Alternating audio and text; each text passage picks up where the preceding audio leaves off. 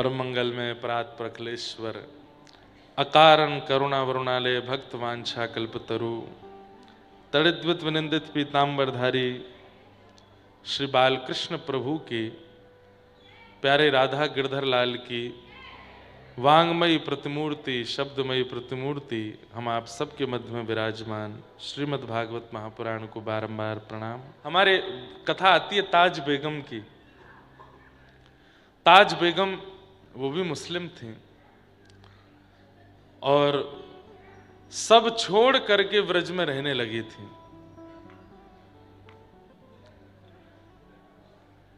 सुनो दिल जानी उनका पद है, उर्दू भाषा में है थोड़ा सा।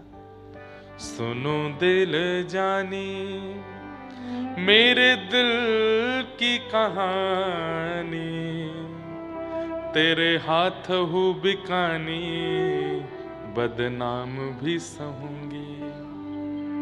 हूँ तो मुसलमानी सांवरे सलोने कुर्बान तेरी सूरत पे, हूँ तो मुसलमानी हिंदुआनी हूँ रहूंगी। सुनो दिल जानी मेरे दिल की कहानी, तेरे हाथ हूँ बिकानी बदनाम भी सहूंगी। ऐसी ताज बेगम, मुझे पूरा पद तो मिल ही नहीं रहा कहाँ है, बहुत सुंदर पद है। और वे आकर के व्रज में निवास करने लगी। आज भी उनकी शायद समाधि या वो मैंने दर्शन तो नहीं किया पर बताते हैं गोकुल के पास में है, गोकुल के पास में है या कहीं ब्रजमंडल में ही है। उनको मंदिर में प्रवेश का अधिकार नहीं था तो वो बाहर बैठ करके दर्शनार्थियों से पूछती थी कि आज ठाकुर जी ने क्या पहना है। तो दर्शनार्थी आकर के उनको बताते थे आज ठाकुर जी ने ऐसी पोशाक पहनी, ऐसी पोशाक पहनी। हाँ, मिल गया। हमारे पूज्य नाना जी कहते थे कि अगर कथा में अचानक से किसी भक्त की याद आ जाए तो समझो वो भक्त अपनी दिव्य चेतना से कथा में आए हैं। और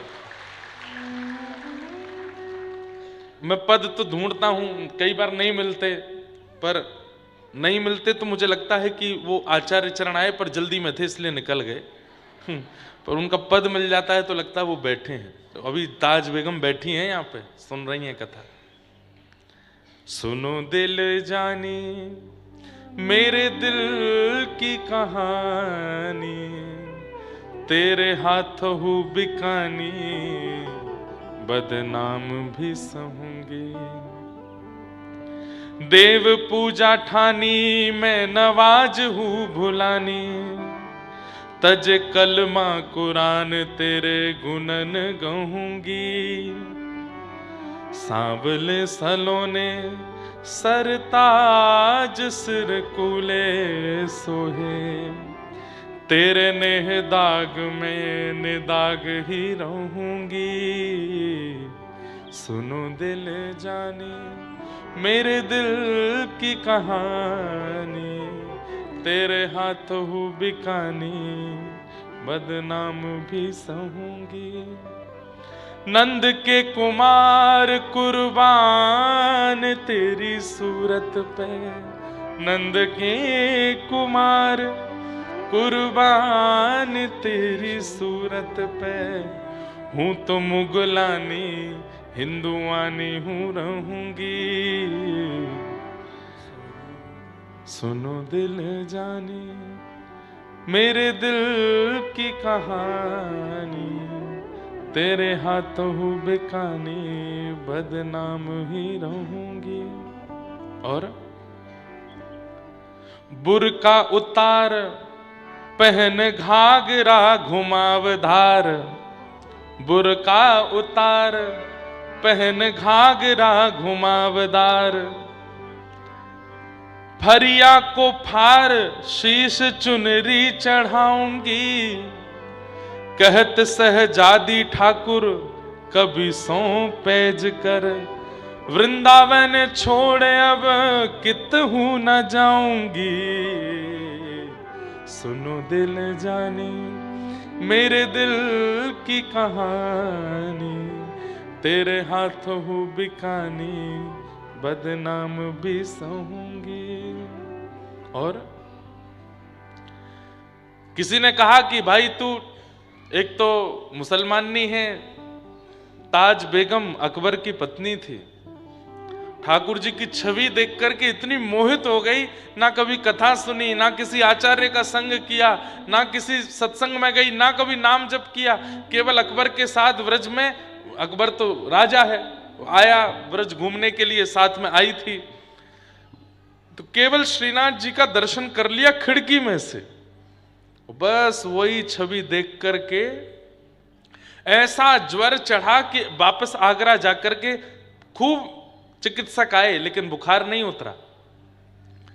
तब अकबर ने कहा कि कैसे आप ठीक होगी?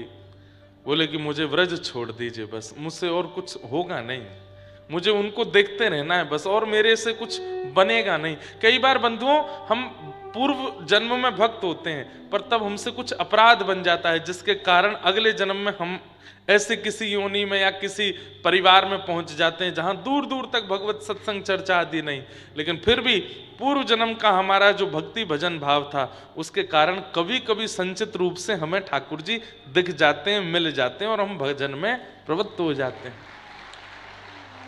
कई लोग हिंदू हैं, कई लोग सनातनी हैं, कंठी माला पहनते हैं, घर में पूजा सेवा करते हैं, पर फिर भी इतना प्रेम नहीं कर पाते ठाकुर जी से। केवल और केवल नियम पूर्ति में ही उनका ध्यान ज्यादा रहता है, बाकी ठाकुर जी के प्रति इतना समर्पित नहीं हो पाते। पर कई लोग, अगर वर्षा हो रही है आकाश में और हिरण्यकश्यप तिरछी नजर से देख ले तो इंद्र की मजाल नहीं कि एक बूंद भी गिरा दे ऊपर से। इतना शासन हिरण्यकश्यप का। उस कुल में जन्मे श्री प्रहलाद जी महाराज कैसे भक्त हो गए ठाकुर जी के। खूब मारने का प्रयास कर लिया, कुचलने का प्रयास कर लिया, अग्नि में जलाने का प्रयास कर लिया, पानी में डुबाने का प्रयास कर लिया, सब प्रयास कर लिए, लेकिन भजन गया नहीं चित्त से। वो 5 वर्ष की अवस्था में नृसिंह को प्रकट कर दिया। ये एक जन्म का तो नहीं हो सकता। बहुत कम उम्र में देखो, युवाओं, कई वृद्ध लोग कहेंगे कि युवाओं की इतनी प्रशंसा क्यों होती है, वो भक्ति कथा आदि सुनने लगते हैं तो उनकी इतनी प्रशंसा क्यों होती है? क्यों? क्योंकि वो बहुत कम उम्र में इतना भजन भाव कथा आदि सब श्रवण कर रहे हैं। अब बोलना तो नहीं चाहिए, परसों एक लाली आई, मिली हमको बाहर, बोली महाराज जी मेरे बोर्ड के एग्जाम में फिर भी भाग के आई हूं कथा सुनने के लिए। मैंने कि लाली तेरे घर वाले पकड़ लेंगे, मैं फेल है गई तो। नहीं नहीं महाराज जी, एक पेपर में अगर री एग्जाम भी देना पड़े तो दे दूंगी, लेकिन एक बार कथा सुनना तो है। आप नैमिषारण्य आए हैं, मेरा घर यहाँ से दूर तो बहुत है, पर एग्जाम है, मैं दे लूंगी जाके, पर मुझे था एक बार कथा सुनूं, दर्शन कर लूं। और इतनी उत्सुक, वो चलते चलते गिर गई थी। तो युवाओं को ऐसे में देखता हूं ना, तो मैं रुकता नहीं, मैं मिलता नहीं ज्यादा, क्योंकि मुझे वो अच्छा नहीं लगता कि मैं अपनी ज्यादा फोटो खिंचाऊं, पुजवाऊं खुद को। अब भाई मैं बिचौलिया हूं, आपको उनसे संबंध करावे आया हूं, मुझसे संबंध मत बनाइए। बिचौलिया तो अच्छे परिवारों को मिलाता है। आप सुदृढ़ परिवार हो, ठाकुर जी सुदृढ़ वर हैं आपके लिए, मेरा काम मिलाना है। तो पर बिचौलिया ही छोरा के काजे छोरी देखे गए हो, खुद ही ब्याह करे आए हो, तो कैसो बिचौलिया? हम तो बिचौलिया, इसलिए हम जल्दी जल्दी पहुंच जाते हैं कमरा में, चुपचाप बैठ जाते हैं भीतर। ठाकुर जी के संग लो ना सेल्फी। सूरदास जी ने किसी के संग सेल्फी नहीं ली, ठाकुर जी के संग सेल्फी है उनकी। मीराबाई की ठाकुर जी के संग सेल्फी है, करमेती बाई, जना बाई और ये ताज बेगम, इनके कहीं भी चित्र देखोगे, सोशल मीडिया पे भी निकालोगे तो इनके संग ठाकुर जी का चित्र होगा। इसका मतलब क्या है? ठाकुर जी के संग चित्र है इनका, हमारे संग चित्र लेके क्या होगा? कुछ नहीं। ठाकुर जी के संग चित्र आवे आपका, और आप ना खींचो, ऐसे कर्म कर जाओ कि पूरी दुनिया आपको ठाकुर जी के नाम से ही जाने।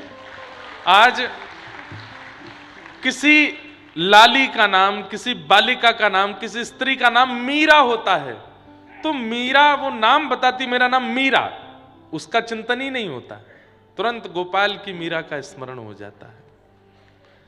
कोई अपना नाम भगवत संबंधी बताता है, ठाकुर जी की याद आती है। तो किसी ने कहा, अरे ताज, एक तो तू मुसलमान नहीं, ऊपर से बादशाह की बेगम, और यहां आकर के हमारे ठाकुर जी पर डोरो डाल रही है। तो अपनी अंतिम पंक्ति में कहती है, बंदी बनूंगी राधा महारानी जू की, तू किनी बहाए नाम गोपिका कहूंगी मैं। सब ब्रज में ताज बेगम को गोपिका बोलते थे, उसका नाम ही निकनेम पड़ गया था ब्रज में, गोपिका, सब गोपिका कह के बुलाते। तो मंदिर के बाहर बैठ जाती, अंदर जाने को उनको अनुमति नहीं थी। तो आने वाले दर्शनार्थियों से पूछती, आज ठाकुर जी ने क्या पहना है, कैसा सिर पे मुकुट है, कैसे कानों में कुंडल है, सब बताते। तो ताज बेगम अब धीरे धीरे अपनी भक्ति में वर्धन कैसे कर रही है, सुबह उठ के स्नान ध्यान करके विचार करती है, आज ठाकुर जी ने नीली पोशाक पहनी होगी, नीली पोशाक पर मोतियों की माला होगी, आज सिर पर ठाकुर जी ने कूल्हे धारण किया होगा, नहीं मुकुट पहना होगा, नहीं पाग पहनी होगी, और पाग ऐसे वर्ण की होगी, उस पाग पर ऐसा सिरपेच होगा, उस पे ऊपर ऐसी माला होगी, कानों में मकराकृत कुंडल होंगे, आज ठाकुर जी ने गुलाब का इत्र धारण किया होगा। पहले ही सोच के जाती है और मंदिर के बाहर जाकर के खड़ी हो जाती है, कांपने लगती है, कहीं मैंने जो सोचा वैसे नहीं हुए तो। भीतर से दर्शनार्थी आते हैं तो ताज बेगम पीछे दौड़ती है, कैसे हैं आज ठाकुर जी, नेत्र बंद करके बस घबरा रही है, कहीं ये विपरीत ना बता दें। जैसे ही सामने वाला बोलता, आज तो ठाकुर जी ने नीली पोशाक पहनी है, मोतिन की माला पहनी है, सिर पर पाग पहना है, ऐसा सिरपेच है, मकराकृत कुंडल है, और आज ठाकुर जी की इत्र फुआ प्रसादी मिली, गुलाब का इत्र धारण किया है। सुनते ही ताज बेगम वहीं नृत्य करने लगती, वहीं नाचने लग जाती और नृत्य करके आनंदित हो जाती। मुझे मंदिर जाने की आवश्यकता नहीं है, क्यों, मेरे ठाकुर मेरे चित्त में आके मुझे बता जाते हैं कि आज क्या पहन रहे हैं। ऐसी ताज बेगम, हाँ, बहुत सुंदर चरित्र है ताज बेगम का।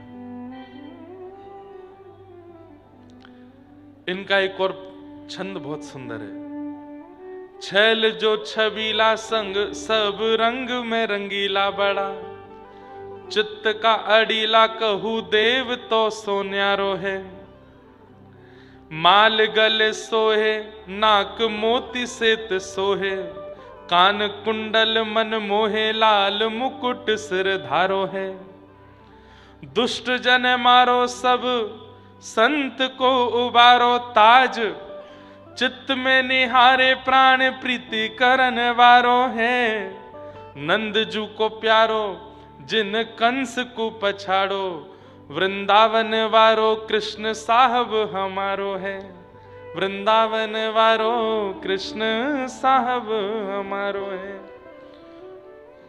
ध्रुव से प्रहलाद गर्ज ग्राह से अहिल्या देखी, सौर और गीधियों विभीषण जिन तारे हैं, पापी अजामिल सुर हरि रे दास कहू, नानक मलूक ताज तुलसी के प्यारे हैं, धनी नाम देव दादू सदना कसाई जाने, गने का कबीर मीरा सेन उर धारे हैं, जगत को जीवन जहान बिच नाम सुन्यो, राधा के वल्लभ कृष्ण वल्लभ हमारे हैं, राधा के वल्लभ कृष्ण वल्लभ हमारे हैं। ताज बेगम का चरित्र तो पूरा नहीं कहूंगा, आज कृष्ण लीला सुनानी है, पर इनके जीवन का अंतिम भाव बताता हूं। मैं सोच के नहीं आया था, अपने आप पता नहीं क्यों आ गया भाव। ताज बेगम कभी मंदिरों में नहीं गई, व्रजमंडल में यमुना तट पर एक कुटिया बना के रहती थी। होली के दिन थे, यही दिन चल रहे थे जो अभी चल रहे हैं, होली के दिन चल रहे थे और ताज बेगम रोज अपनी कुटिया से निकलती और जब ब्रजमंडल में होली खेलते हुए सब ब्रजवासियों को देखती तो बस वो यही खोजती रहती कि सब रंग डाल रहे हैं, श्याम सुंदर कब रंग डालेंगे। आहा, होली का दिन था, मुख्य होली का पर्व जो आएगा 4 तारीख को। उसी दिन सुबह सुबह ताज बेगम नेत्र बंद करके बैठी और उसको सर्वांगीण ब्रजमंडल में होली का दर्शन हुआ, उस होली का जो द्वापर में हुई थी। ताज बेगम को क्या दिख रहा है? इधर से सब गोपियां आ रही हैं, गोपियों के समूह के बीच में यशोदा मैया, इधर से सब ग्वाला आ रहे हैं, ग्वालाओं के समूह के बीच में श्री नंद बाबा, यहां से सब सखियों की टोलियों के बीच में श्री किशोरी जी आ रही हैं, गोपियां ऐसे नाच रही हैं, रंग उड़ा रही हैं, पिचकारी चला रही हैं, गुलाल डाल रही हैं, सब दिखे, गैया दिखी, गोपी दिखे, ग्वाला दिखे, नंदरानी दिखी, नंद बाबा दिखे, वृषभानु बाबा दिखे, कीर्ति मैया दिखी, राधा रानी भी दिख गई, ठाकुर जी नहीं दिखे। लिखती जा रही हैं वो। आज भी धमार का पद पुष्टि मार्गीय परंपरा में ये अंतिम पद था ताज बेगम का, आज भी वो पद गाया जाता है। जैसे ही कपाट खुलते हैं, ठाकुर जी गाल पर गुलाल लगता है श्रीनाथ जी में, यही पद गाते हैं धमार का, इसका ताज बेगम का। गुसाई जी की शिष्या थी विठलनाथ जी की, तो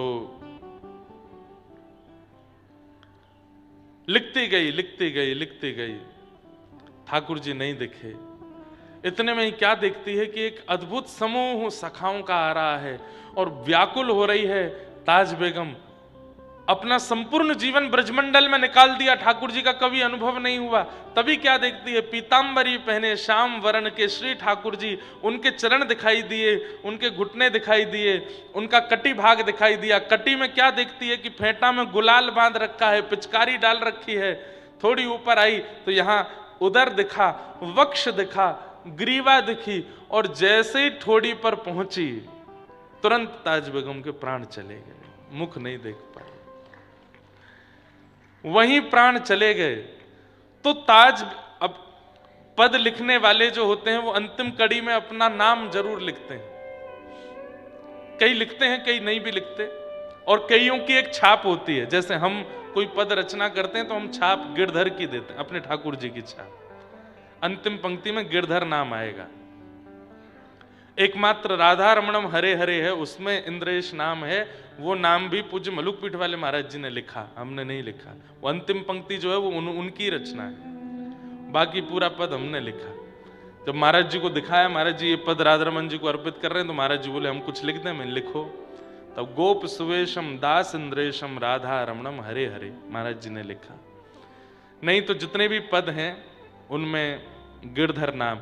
वृंदावन प्यारो, वृंदावन में भी नाम पूज्य पिताजी ने लिखा, उसमें भी अंतिम पंक्ति में गिरधर लाल जी का नाम है।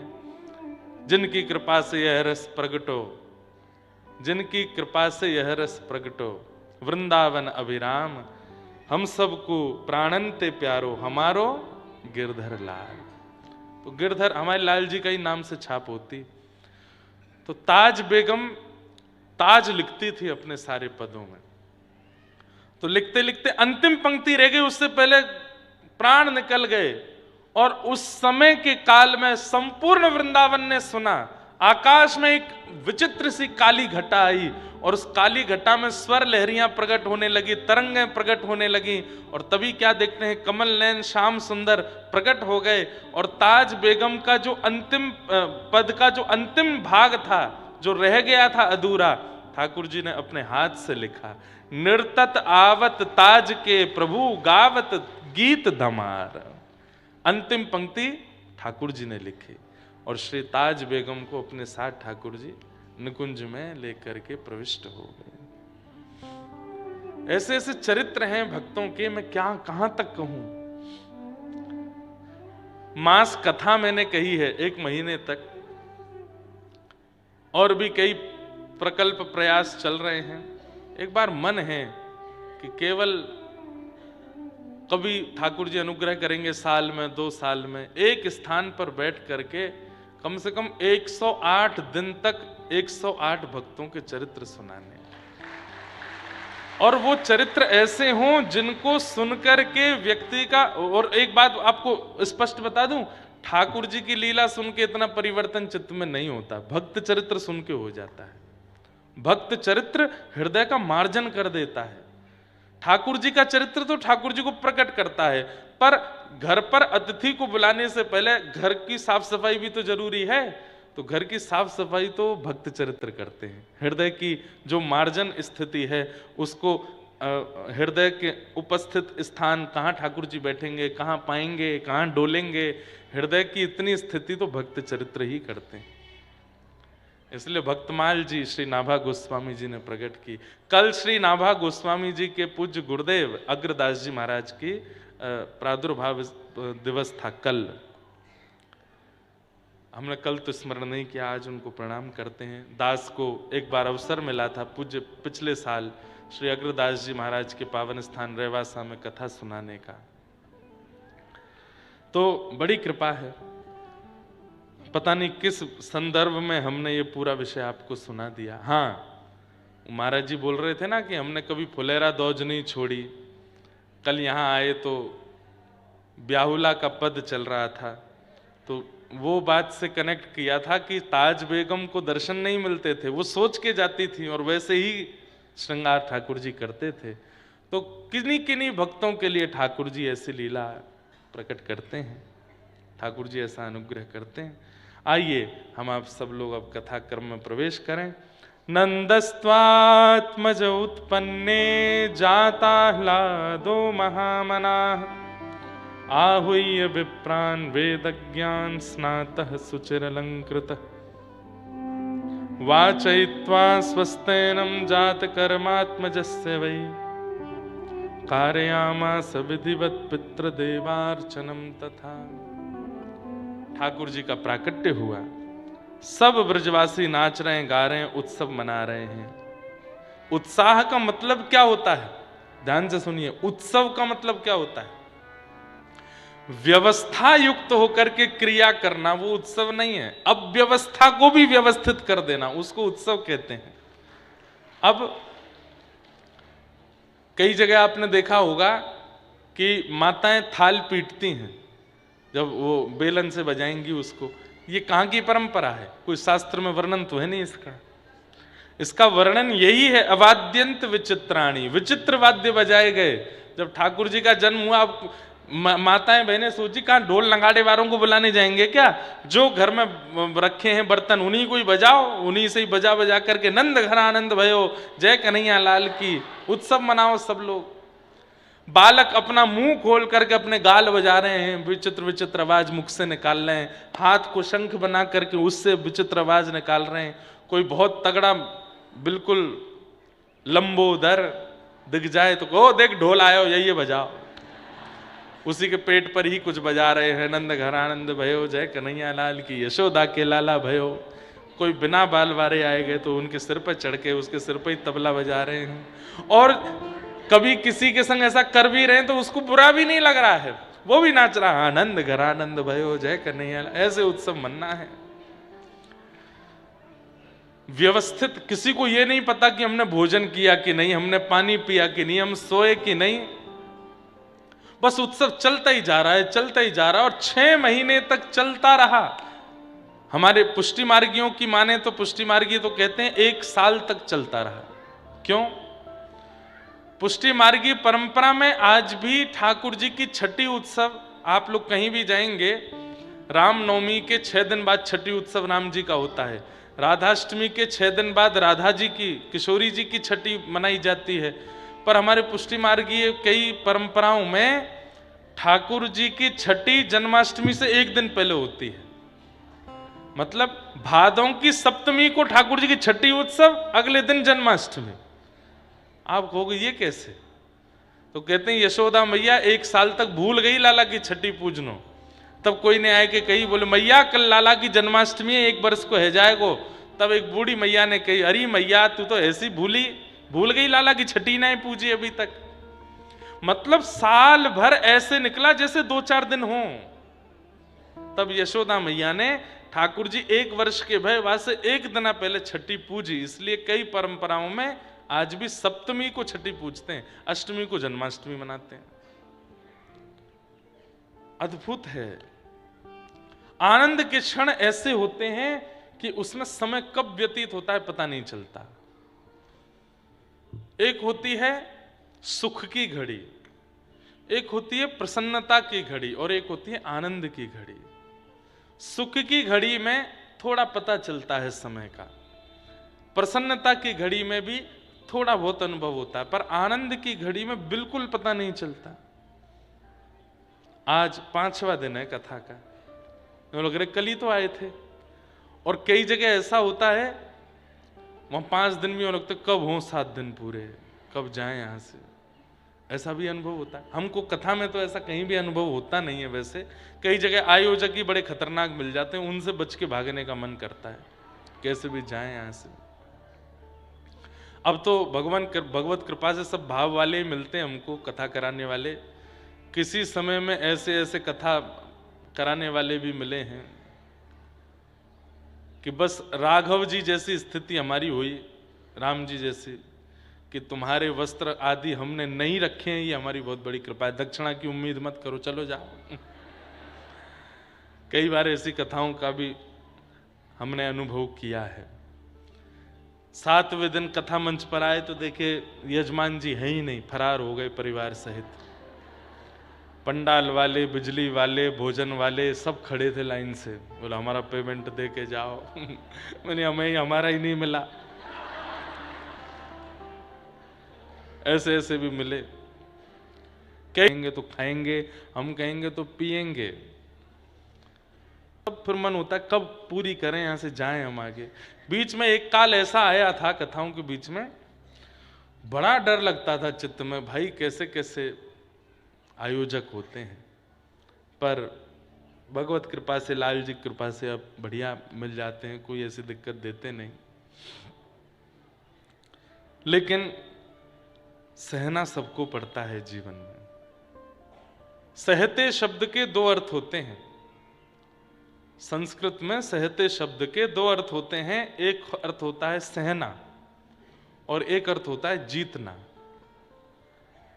महाराष्ट्र के संत श्री विनोबा भावे कहते हैं कि जो सहता है वही जीतता है। जिसने सहा होगा वही जीतेगा, जिसने सहा ना हो, परिस्थिति कभी ऐसी ना बनी हो सहने वाली, तो जीतना बहुत मुश्किल है। पूतना का आगमन हुआ और आचार्य चरण कहते हैं कि भक्ति मार्ग में सबसे पहली, अब देखो परीक्षाएं तो हर स्थिति में आती हैं, हर परिस्थिति में आती हैं, भक्ति मार्ग में भी परीक्षाएं होती हैं। ठाकुर जी के प्रकट होते ही 6 दिन के अंतराल में पूतना का आगमन हुआ। इसका मतलब क्या है, हम सब भक्ति मार्ग पर जब आते हैं, ठाकुर जी चित्त में आते हैं, तब भी पूतना आती है। पर पूतना का रूप क्या है, पूतना का स्वरूप क्या है? अपवित्रता। पूत यानी पवित्र, ना माने जो नहीं है वो पूतना है। अपवित्र विचार, अपवित्र स्वभाव, अपवित्र क्रिया, ये सब भक्ति मार्ग में पूतना का स्वरूप है। माला जपते हैं, कथा सुनते हैं, परिक्रमा करते हैं, लेकिन एकांत में बैठ करके अपवित्र विचार आ रहा है चित्त में, तो इसका मतलब पूतना का आक्रमण हो रहा है।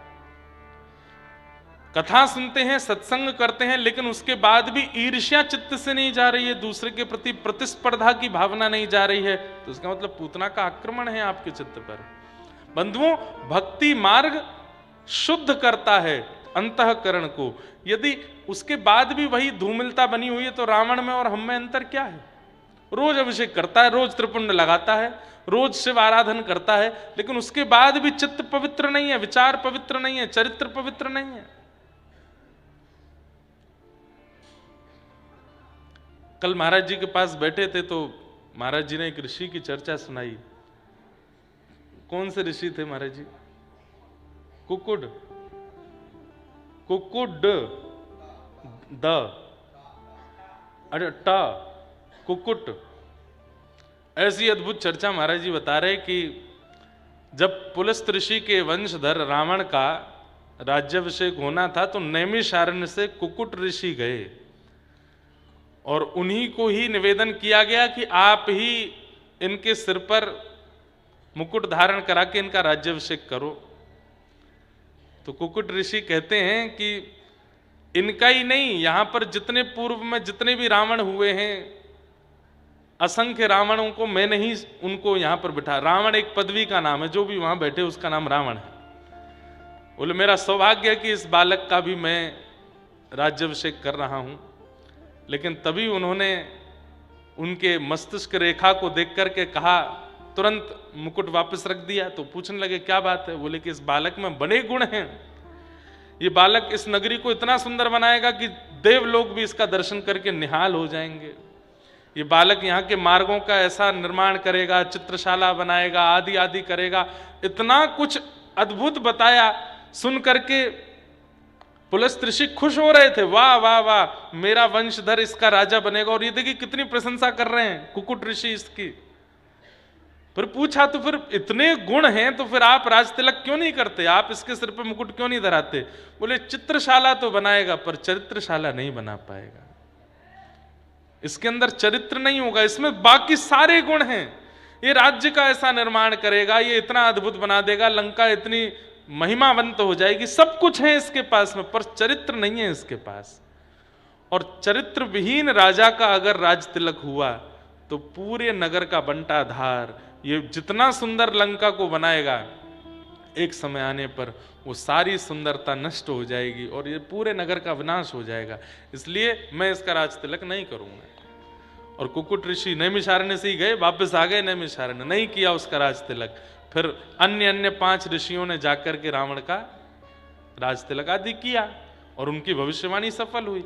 भले ही उसने लंका को अद्भुत बना दिया, लेकिन उस अद्भुत लंका को क्या स्थिति बनी? जला दिया, नष्ट कर दिया, धूमिल कर दिया। लंका का नाम सुनते ही राक्षसों की स्मृति आने लगी। वो ऋषि यहीं से गए थे वहां, कल महाराज जी बता रहे थे। तो त्रिपुंड लगाता था, रोज दिव्य दिव्य रचनाएं गा करके सुनाता था महादेव को, लेकिन चरित्र शुद्ध नहीं कर पाया। और मुझे कभी कभी ऐसा लगता है, मैं आपको अपने हृदय की बात कहूं, वास्तव में जो लोग कथा भी सुनते हैं, तिलक स्वरूप भी लगाते हैं, वैष्णव धर्म का पालन भी करते हैं और कहीं ना कहीं विषय विषादों में भी पड़े रहते हैं, कहीं ना कहीं उस संसारी क्रियाकलापों में जिनकी रुचि रहती, दोनों तरफ पैर रख करके जो चलते हैं, उनका उद्धार नहीं हो पाता। ये दोनों तरफ पैर जो रख करके चलते हैं, उनका गिरना संभव है, निश्चित है। एक तरफा रहिए, इस तरफ यदि आए हैं तो पूरे पूरे इस तरफ आइए, भले धीरे धीरे आइए, धीरे धीरे वहां से सब छोड़ने का प्रयास कीजिए। छोड़ने का प्रयास मतलब घर परिवार नहीं, विषय, वहां धीरे धीरे छोड़ने का प्रयास कीजिए। अपने आचरण को शुद्ध करना, भोजन को शुद्ध करना, नियमों में शुद्धि लाना, उसको धीरे धीरे छोड़ करके पूरे पूरे इधर आने का प्रयास कीजिए। और यदि वही अच्छा लगता है तो फिर इस स्थान का त्याग कर दीजिए। तिलक विलक मत लगाइए, एकादशी एकादशी सब प्रणाम करिए सबको, या तो पूरे वहीं के रहो या पूरे यहीं के रहो। ये दोनों तरफ रहने का प्रयास यदि करोगे तो रावण ही है। वो शंकर आराधन भी करता है और चरित्र विहीन कर्म भी करता है। तो भक्ति मार्ग में जब विषय चित्त में आने लग जाए, वो पूतना है, उसको निकालो, उसको मत आने दो। और हम तो कहते हैं भजन करने का सबसे उत्तम समय कौन सा है? ब्रह्म मुहूर्त। भजन करने का सबसे उत्तम मुहूर्त कौन सा है? बोले रात्रि की बेला। भजन करने की सबसे उत्तम मुहूर्त कौन सा है? बोले सुबह सूर्योदय हो उसके बाद ना। जब विषय चित्त में आवे उसी समय भजन करने बैठ जाओ। अब हम बहुत सारी बातें तो मंच से नहीं बता सकते, पर जैसे पानी पूरी की इच्छा हो गई, जीभ में पानी आ रहा है, पानी पूरी खानी है, उसी समय आसन लगाओ, हाथ में लो माला, पूरा ठाकुर जी का स्मरण कर लग जाओ भजन में। बोले जीभ बहुत विचलित कर रही है, ठाकुर जी इसको संभालो। और जैसे नाम जप करोगे, जब इंद्रिय विषय युक्त हो उसी समय भजन करने लग जाएं, तो वो इंद्रिय विषय विमुक्त हो जाएगी। धीरे धीरे होगी पर हो जाएगी। केवल एक नियमित समय बांध लिया है, 4 बजे से 6 बजे तक भजन करना है, फिर पूरे दिन डोलते रहना है। अब जब जब विषय चित्त में आ रहा है, आप सोच रहे हैं कल ही करना है भजन, तो नहीं, जब जब चित्त में विषय आवे तब तब भजन करो, जब जब पूतना आवे तब तब उसका वध करो। ये विषय चिंतन पूतना है। पूतना आई, सबको अपनी ओर आकृष्ट कर लिया, सब उसको देखने लगे। यह भी पूतना का स्वरूप है कि भगवत भजन में लगे हुए जीवों को अपनी ओर आकृष्ट करे, वो पूतना है। सब उसके प्रति आकृष्ट होने लगे, सब देखने लगे। पूतना भीतर प्रवेश हो गई। यशोदा मैया ने जैसे ही देखा, लाला को गोद में दे दिया। सुंदर है, स्वरूपमान है, खूब विस्तार से हमने कही है कई बार कथा। पर यहां पर एक प्रश्न मुझसे किसी ने किया था कि महाराज जी, बाहर के सब ब्रजवासी पूतना के रूप पर मोहित हो गए, ये बात समझ में आती है, पर यशोदा मैया, उन्होंने विचार क्यों नहीं किया, तुरंत लाला को गोद में क्यों दे दिया? बंधुओं, यशोदा मैया कौन है? आचार्य है। आज यशोदा मैया की कृपा है कि सब घर में लड्डू गोपाल विराजमान है। यदि वे नहीं चाहती तो उनको लाला कोई के घर में जातो? आपके घर में मुरली मनोहर ठाकुर जी बैठे हैं, आपके घर में शंख चक्र गदा पद्मधारी नारायण बैठे हैं, तो ये बिना आज्ञा के आ गए, क्योंकि बड़े लाला है ना, ये तो अपनी स्वेच्छा से आ सकते हैं। पर घर में लड्डू गोपाल जी विराजमान है, इसका मतलब क्या है? ये छोटो लाला बिना मैया की आज्ञा के तो नहीं आवेगो। यशोदा मैया की कृपा से आपके घर में विराजमान हुए हैं श्री लड्डू गोपाल जी। तो यशोदा मैया आचार्य है, उनकी कृपा से हमको सेवा मिली है। आचार्य से गलती कैसे हो सकती है? वो पूतना की गोद में ठाकुर जी कैसे दे सकते हैं? तब यहां पर एक आचार्य ने वर्णन किया कि भाई वो आचार्य हैं, और आचार्य का काम क्या है? योग्य अयोग्य का विचार ना करके सबको ठाकुर जी की शरणागति कराना। येनम रक्ष जगन्नाथ बहुजन्मापराधनम, इसने बहुत अपराध अपने जीवन में किए हैं, इसकी रक्षा करना ठाकुर जी आपका दायित्व है। पूतना को आते ही यशोदा मैया जान तो गई हैं कि राक्षसी है, अंतरंग भाव से यशोदा मैया जान गई हैं, और ये भी जानती हैं कि मेरो लाला परमात्मा है। अब जीव इतना समीप आकर के भी ठाकुर जी की सन्निधि ग्रहण नहीं कर पाएगा, तो कालांतर में लोगों के चित्त में अविश्वास हो जाएगा। बोले द्वार पे पहुंच के भी पूतना को ठाकुर जी के दर्शन नहीं हुए? नहीं, जीव के चित्त में विश्वास प्रकट हो कि ठाकुर जी के सामने कैसे भी स्थिति में पहुंचो, ठाकुर जी गोद में आ जाते हैं। इस भाव की पूर्णता के लिए यशोदा मैया ने जानते हुए भी ठाकुर जी गोद में दे दिए। पूतना की गोद में ठाकुर जी दे दिए। कुछ गोपियां आकर के यशोदा मैया को ले गईं। कहते हैं भगवान ने अपने आंखों पर हाथ रख लिया, नेत्र बंद कर लिए। पूतना कितनी बड़ी दुर्भाग्यशालिनी है, सब उसके रूप पर मोहित हो गए, पर जिसको मोहित होना चाहिए वही नहीं हुआ। आपको पूरी दुनिया देखती है, पर आपकी पत्नी ही आपको नहीं देखती, आपके पति ही आपको नहीं देखते। कितना कष्ट रहेगा चित्त में। पूरी दुनिया आपके सामने नतमस्तक होती है, पर आपके माता पिता ही आपको स्नेह नहीं देते, कितना कष्ट होगा। पूरी दुनिया के माता पिता को आप प्रेम देते हो, लेकिन अपने माता पिता को ही प्रेम नहीं दोगे, कितना कष्ट होगा चित्त में।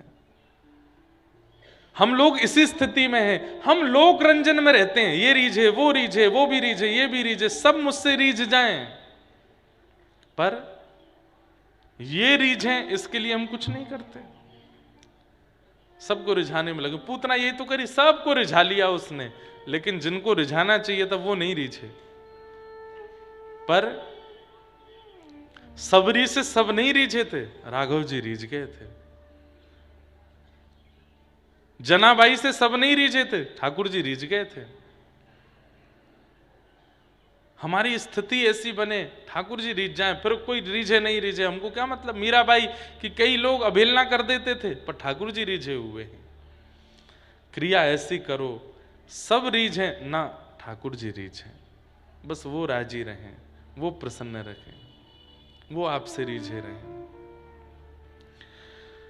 तो पूतना सबको रिझाती हुई आई, पर ठाकुर जी नहीं रीझे, नेत्र बंद कर लिए। अनेक भाव बताए जाते हैं ठाकुर जी ने नेत्रबंद क्यों किए।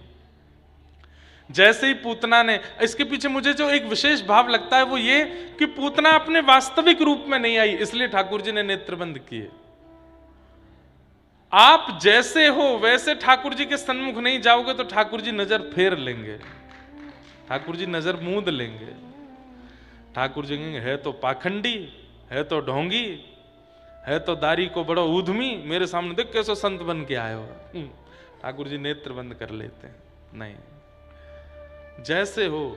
मैं कहता हूं वंशी अधर पर क्यों लेटती है, क्योंकि पोली है और अपने पोलेपन को छुपाती नहीं है, ठाकुर जी के आगे प्रकट कर देती है, इसलिए ठाकुर जी अधर पर धारण करते हैं। तबला क्यों नहीं बजाते, पोला है लेकिन छिपा के रखता है। सितार क्यों नहीं बजाते ठाकुर जी, पोला है भीतर से, तंबूड़ा है लेकिन छिपा के रखता है। अपने दोषों को जो छिपा लेता है, दोषों का निवारण नहीं करता, दोष छिपाता है, ठाकुर जी उसको धारण नहीं करते, पर छिद्र होते हुए भी प्रकट कर देती है ठाकुर जी के आगे। ठाकुर जी अधर पर बिठाते हैं उस वंशी को।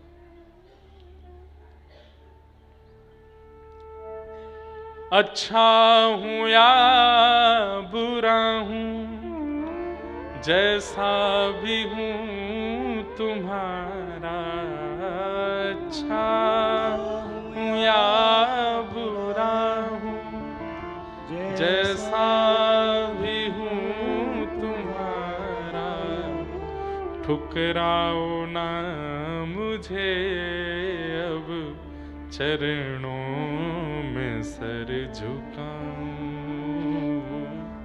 ठुकराओ ना मुझे अब चरणों में सर। हे प्रभु मुझे बता दो चरणों में कैसे आऊं, हे प्रभु मुझे बता दो चरणों में। अच्छा हूं या बुरा हूं, जैसा भी हूं तुम्हारा, ठुकराओ ना मुझे अब, मुझे स्वीकार करो नाथ। ये स्तुति होनी चाहिए ठाकुर जी के आगे जाकर के, मैं जैसा भी हूं नाथ आपका हूं, मुझे स्वीकार करो। मुझ में ये अवगुण है, मुझ में ये दोष है, मुझ में ये कमियां हैं, बता दो ठाकुर जी को जाके।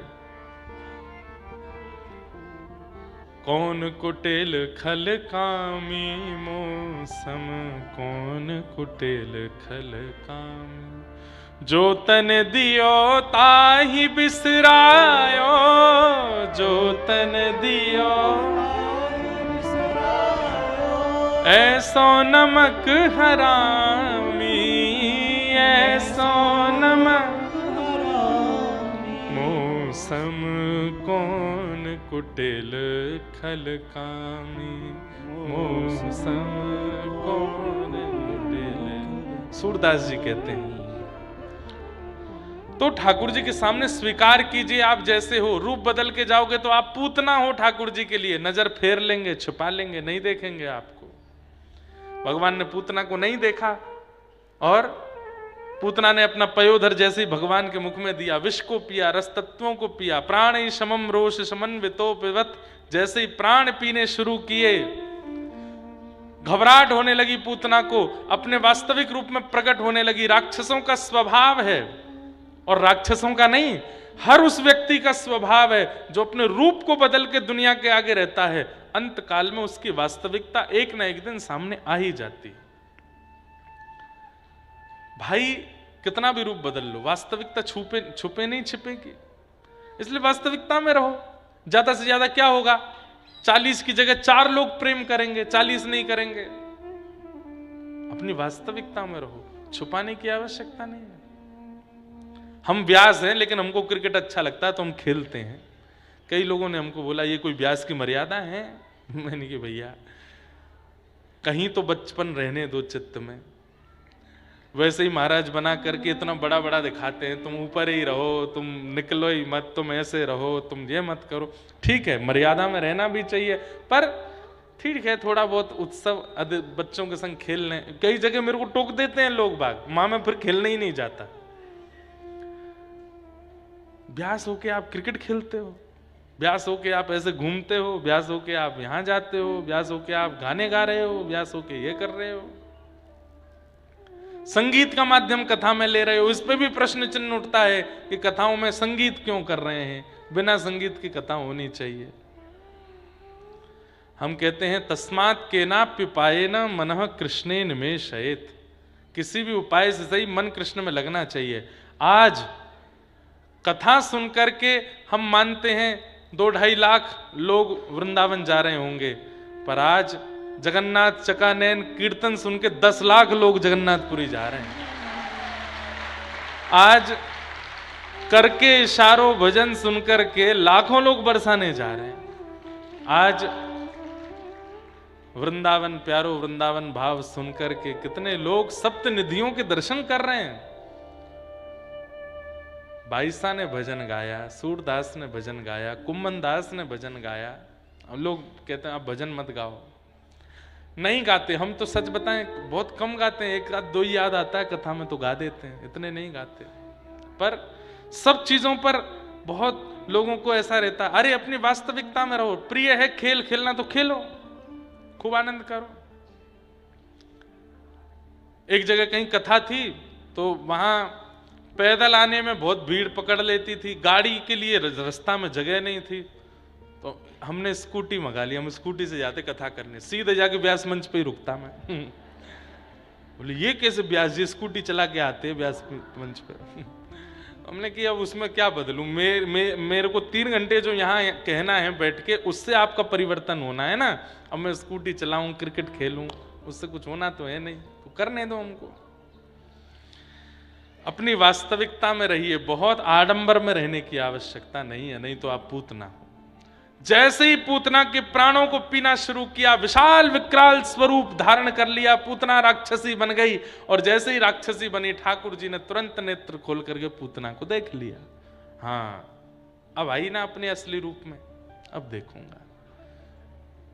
चार्थे स्वविज्ञ स्वराट, वे अविज्ञ हैं, अनविज्ञ नहीं है, वो सब जानते हैं, इसलिए उनके सामने छिपाव मत रखो। भगवान ने प्राणी शमम रोष समन्वितो पिबत, प्राणों को पी लिया, विशाल विकराल पूतना का वध हो गया, मर्दन हुआ। बोलो पूतना मर्दन गोपाल की। विशाल पूतना का शरीर गिर पड़ा, जोर की आवाज आई, ब्रजवासियों ने जाकर के पूतना के शव का संस्कार किया। ठाकुर जी को अब हमारे पूज्य नाना जी एक बहुत सुंदर बात कहते, महाराज जी हमारे नाना जी भी पुष्टि मार्गीय थे, इसलिए पुष्टि मार्गीय लक्षण हमारे अंदर पूज्य नाना जी से आए हैं। हमारे नाना जी कहते, कई सुबोधनी जी के भाव भी सुनाते थे और कई अपने मन के भाव भी सुनाते थे। बोले ठाकुर जी की हर लीला में, चाहे वो राक्षसों के संग भी लीला कर रहे हैं, वहां भी भक्त उद्धार है, वहां भी राक्षस प्रधान नहीं है, किसी भक्त पर कृपा करनी है ठाकुर जी को। तो हमारे पूज्य नाना जी कहते, बोले लाला जी पूतना मर्दन लीला कहा भाई? मैंने कि कहा भाई नाना जी। तो बोले ठाकुर जी कौन के काजी आए हैं पृथ्वी पे? मैंने कहा गौ ब्राह्मण संत प्रतिपालक हैं ठाकुर जी, विप्र धेनु सुर संत हित लिन्न मनुज अवतार। विप्र धेनु यानी कि गैया, सुर यानी कि देवता, और संतों के लिए ठाकुर जी मानव बनकर के पृथ्वी पे आए हैं। पर ठाकुर जी के जन्म को 6 दिन है गए, विप्रन ने स्वस्ति वाचन कर दियो, देवता के रूप में महादेव आके दर्शन करके चले गए, सबने आकर के ठाकुर जी को अवलोकन कर लियो, लेकिन अभी तक गैयान को दर्शन नहीं भयो ठाकुर जी को। तो गौशाला में खड़ी खड़ी गैया सब रम्मा रही हैं, रो रही हैं, अरे लाला तुम रहन दो, तुमने छल कियो हमारे संग, हमारे काज आए हो और हमसे ही नहीं मिले अभी तक आए करके। तो ठाकुर जी बोले अरे 6 दिना को मैं गैया, कैसे आऊं चल के? अब घुटमुन चलना सीख जाऊंगा तो आ जाऊंगा गौशाला। नहीं नहीं, आप हमारे लिए आए हो, 6 दिना के आप है गए, हम कैसे हमें अंदर दर्शन करवे? कोई योजना बनाओ, हमारे पास आओ। ठाकुर जी बोले रुक जाओ, जे पूतना आ रही है भाई। जैसी पूतना आई तो विशाल विकराल पूतना नंद भवन से जैसे ही बाहर निकली तो ठाकुर जी पयोधर पर बैठे हैं, और पयोधर पर बैठे भाई ठाकुर जी को लेके जैसे ही आकाश मार्ग की ओर लंबी चौड़ी हुई तो जितने लोगों को दर्शन नहीं हुआ सब ने ठाकुर जी को देख लिया, और गौशाला में खड़ी खड़ी गैयाओं ने भी ठाकुर जी का अवलोकन किया। पर इतने में भी गैयाओं का मन भरा नहीं, बोले इतनी दूर से दिख रहे हो, नेक्से से आप हो, कछु कृपा करो। तो जब पूतना मर गई तो सब ब्रजवासी गए और गोपियों ने ठाकुर जी को जब उठाया तो मन में विचार किया इतनी बड़ी राक्षसी आई, कहीं लाला को नजर गुजर नहीं लग गई हो, क्या करें। तब एक गोपी बोली लाला को लेके तुरंत गौशाला चलो, गौमूत्र से स्नान कराएंगे, गौ पुछ से झाड़ू लगावेंगे, गौ रजिया के माथे पे लगावेंगे, सोई लाला ठीक है जाएगो। ठाकुर जी 6 दिन के मंद मंद मुस्कान लगे और मनी मन गैयान से कहे अब राजी हो? बोले हाँ लाला अब राजी है। तुरंत ठाकुर जी को लेकर के सब गोपियां गौशाला में पहुंची। गौमूत्रेण स्नापित्वा पुनर्गौरज सार्भकम। गौमूत्र से स्नान कराया, गौरज ठाकुर जी के 12 अंगों पर अर्पित की है। जय। तो शीत स्वामी जी का पद है,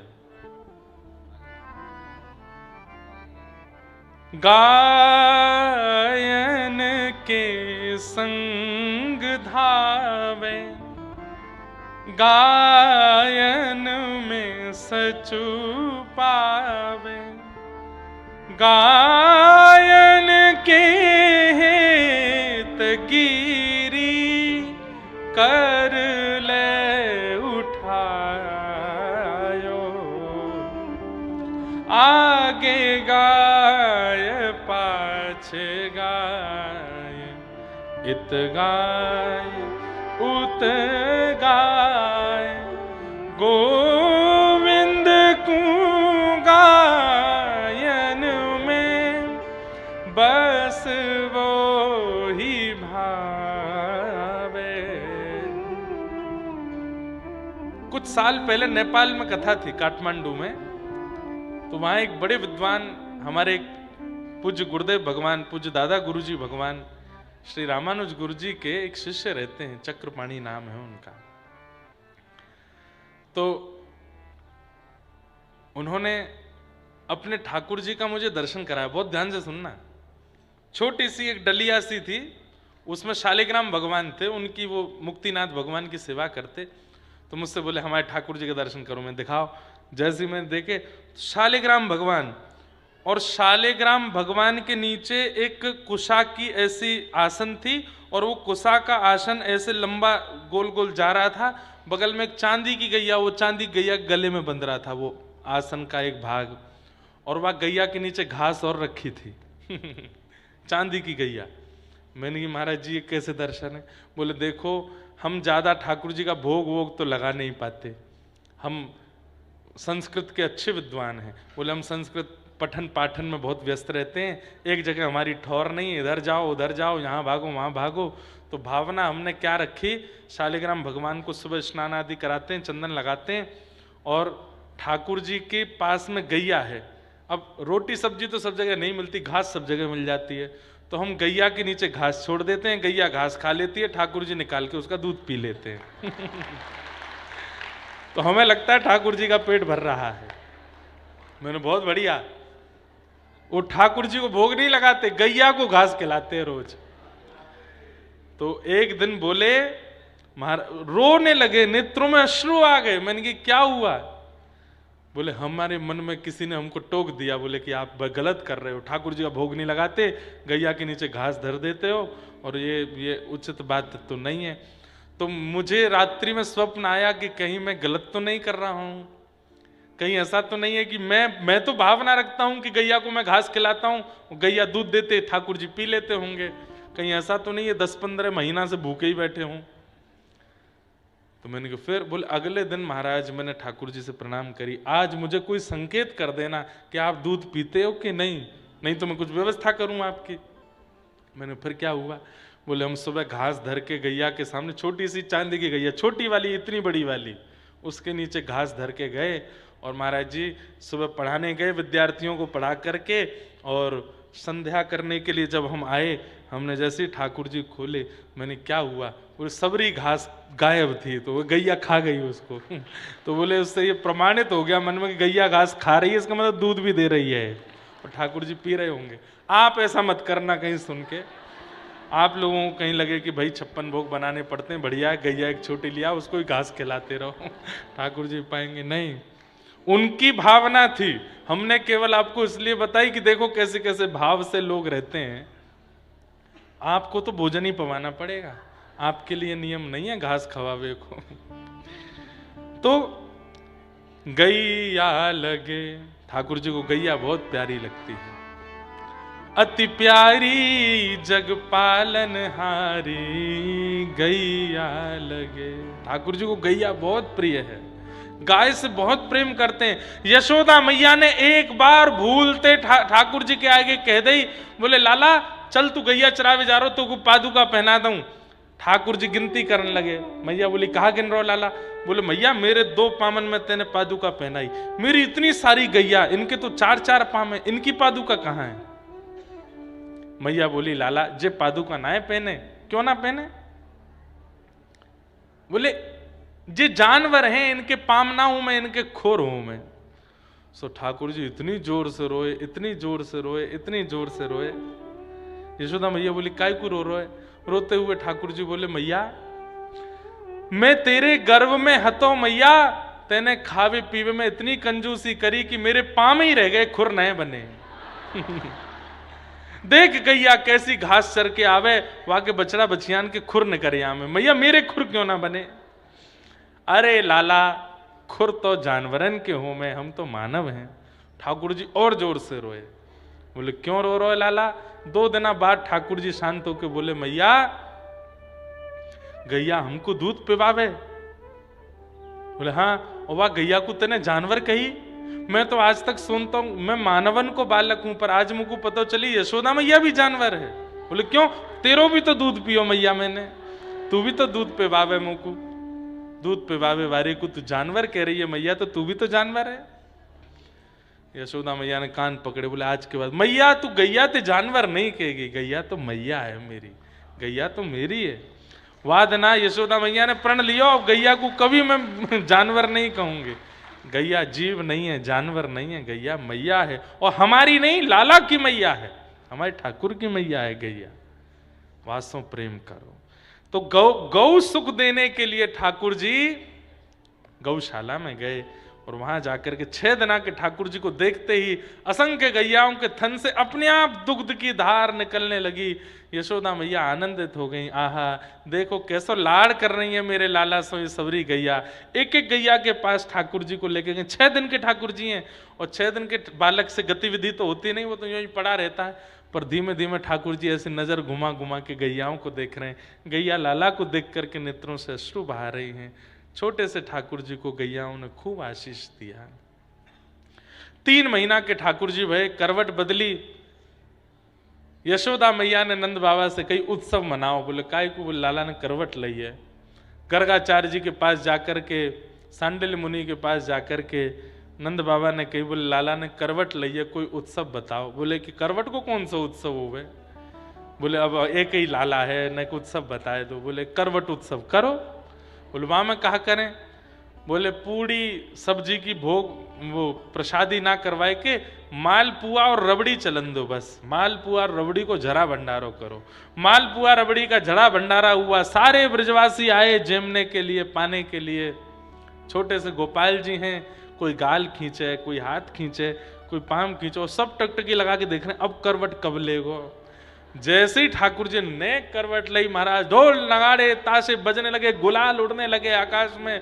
इतने प्रसन्न हैं ब्रजवासी। क्यों? बोले अभी करवट ले रहे है, फिर उठनो सीखेगो, फिर बैठने लगेगो, फिर धीमे धीमे चलन लगेगो, और फिर नेक नेक बोलन लगेगो, और एक दिना फिर आवेगो लाला नंद भवन से बाहर, फिर हमारे घर आवेगो, हमारे यहाँ बैठेगो, हमारी गोद में रहेगो। उन सबकी प्रतीक्षा में सब ब्रजवासी इतने उत्सुक हैं कि बस आनंद निमग्न हो जाते हैं।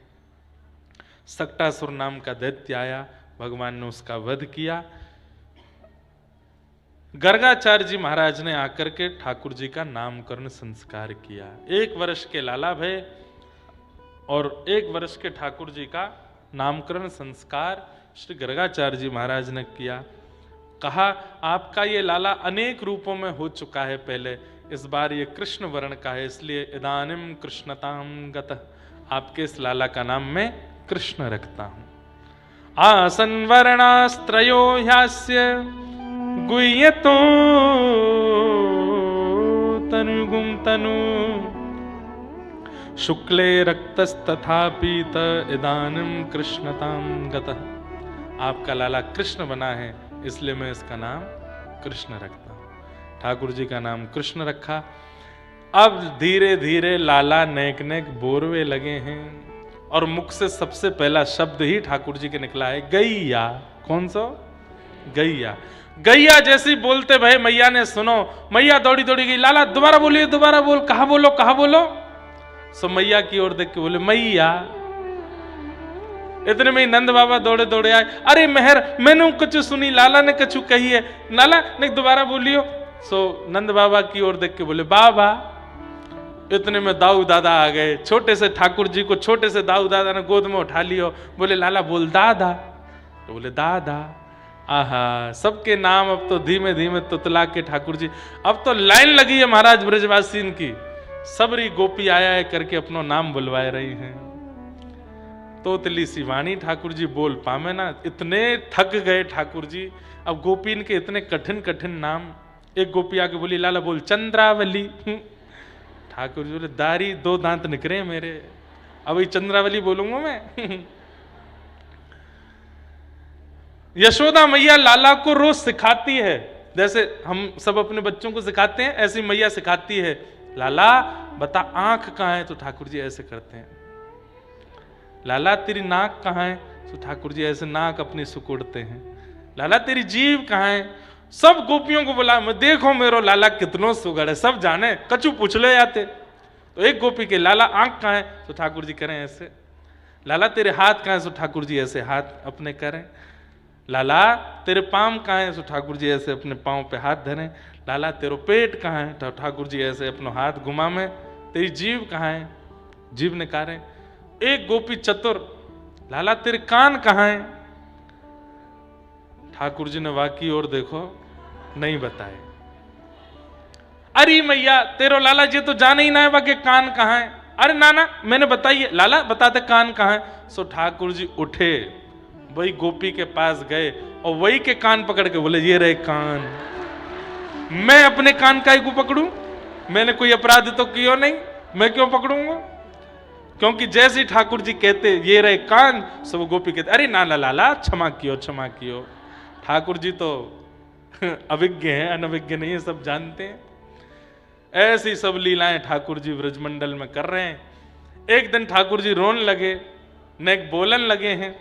ठाकुर जी को एक सखा मधुमंगल वहां ने ठाकुर जी के कान भर दिए, बोले का भयो लाला मेरो तो ब्याह है व्यवहारो है।